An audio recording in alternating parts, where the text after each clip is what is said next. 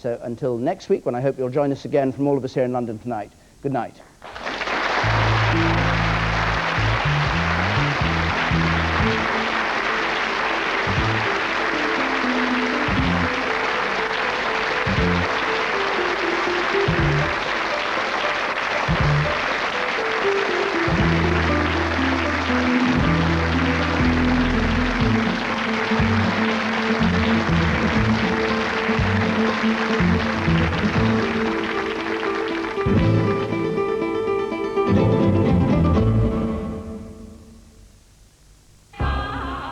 The supreme spirit of evil or a convenient bad guy? The devil always gets big at a time of cultural crisis. If science defeats religion, who replaces the devil for the modern world? In the first of a three-part series, discover the devil's full story, from Middle East obscurity to the figure of all evil for much of the world. The Devil, an unauthorized biography, Sunday at 10:35 on BBC One. Do you believe in miracles?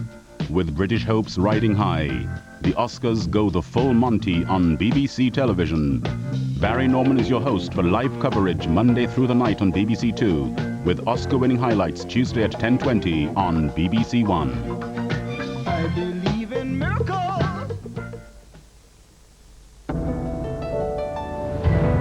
Big money and organised crime come to BBC One now. It's all happening on the streets of New York, and even the police can't be trusted. Shades of grey.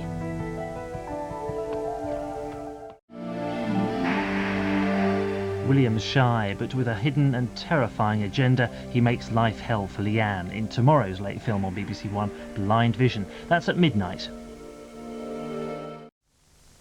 The wrong place at the wrong time. What you're trying to say is if I don't answer your questions, I could go to jail? Maybe. But the right lawyer. If you get anywhere near my client again without my permission, I'm going to sue you and the FBI for civil rights violations. Playing big league hardball here, Miss Love. Tommy Lee Jones. I beg your pardon? And Susan Sarandon. I didn't lie, Richard. You did great. The network premiere of John Grisham's The Client, tomorrow at 9:30 on BBC One. Such a buzz. Blistering acceleration. Next leg bisons and large posterior. This boy can fly like a mad rhinoceros. Simply rampant. Scotland v England. We can't predict the result, but we can guarantee that Bill McLaren won't be lost for words. You wouldn't get me doing that. The Calcutta Cup, live and exclusive in Grandstand, Sunday at 2:25 on BBC One. Such a buzz. The round-the-clock news service, BBC News 24, is here in a minute after the weather prospects on BBC One first, with Michael Fish. Hello again. We still have high pressure with us, and indeed we're going to have high pressure with us for the next 2 or 3 days. So generally speaking, that means it should stay fine and dry, but not necessarily always fine and dry, because there will be little weather systems such as those close by, just to give a few spots of rain every now and again. In fact, we've got a few spots of rain in the north of Scotland. They're going to persist, I think, for the rest of the night. Heavier bursts probably in Shetland, and those northern areas look like staying quite cloudy, so that's where the temperatures should hold up. But in the south, with well-broken cloud, another one of those ground frosts, and just here and there perhaps a patch or two of fog and a touch of air frost as well. That'll clear away pretty readily in the morning, and then for England, Wales, Northern Ireland, southeast Scotland, dry and fairly bright with some sunshine. Best of the sunshine in southwestern areas yet again. In fact, I think eastern parts of England may well cloud over in the afternoon, and near the coasts of Lincolnshire and Norfolk, perhaps just a spot or two of rain.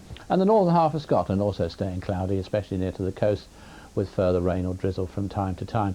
Another mild day just about everywhere, 12 to 14 degrees. Saturday and Sunday, very similar. The southeastern corner perhaps a little bit on the chilly side with some cloud and spots of rain. Otherwise, all other areas dry with some sunshine and mild.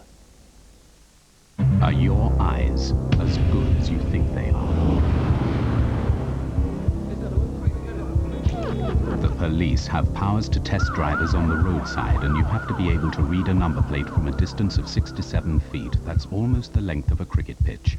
If you can't and you're discovered driving, you're guilty of a criminal offence and liable to a £400 fine and loss of your licence. So get your eyes tested as soon as possible.